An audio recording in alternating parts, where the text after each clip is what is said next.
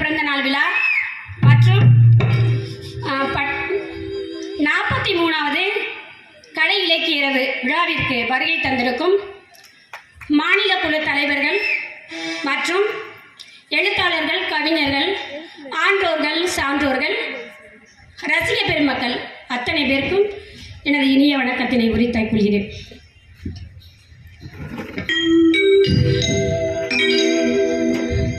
கையில வாங்கினே பையில போடல, காசு போன இடம் தெரியல.